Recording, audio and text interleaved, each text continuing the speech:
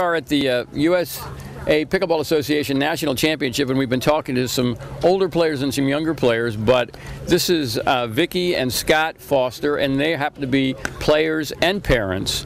Why don't you talk a little bit about what it's like to be a parent of people, of young folks that really enjoy the game? Go ahead. Well, I think it's just a great way to kind of get the family out there. The sport with a little less movement than tennis, it allows them to play quite competitively against us, as well as my parents who are tennis players. So it's a good family outing that we can all play. So how old are your parents? They're 71. Okay, so this is 3 generations playing pickleball. Yeah. Now, the original history of pickleball, and we actually spoke to a gentleman who is the son of one of the founders of pickleball. He's here. And the whole notion is exactly that. Grandparents playing with their children and their grandchildren, so that you guys are reproducing the history. How did you get started with pickleball? Just a family activity?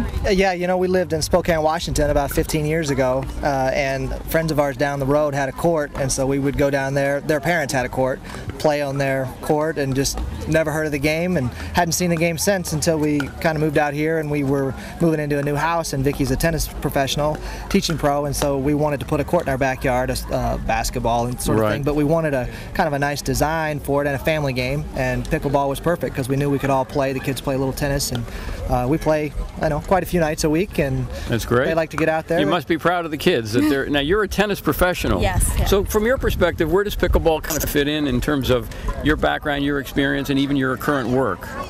I think it's, I mean, obviously it's a great hand-eye coordination training for kids and adults, newer players to tennis. And then in terms of strategy, they're similar when you get into the spins and the drop shots, and, you know, having it's very much placement, similar to tennis doubles versus power. So we've got some, we're finding that people are interested in pickleball as an opportunity to get more people involved. There might be some kids who just don't think of themselves quite ready for tennis yet. Yeah. Tennis is a great game and a little challenging sometimes for a beginner. We're finding sometimes they can start with pickleball and then progress. Is that your experience? Yeah, I would definitely think so. With the smaller court coverage, it's certainly it's an easier game to get into games right away. Playing tennis, you have to take a lot of instruction initially to really get playing, and pickleball's I think a little easier to start. So they get a chance to experience the fun of a racket sport earlier, keep their enthusiasm. Maybe move on to tennis and still have a good time with pickleball. That's great, and with your background and experience, we appreciate your insights into that. So what are you guys doing this week in terms of competing?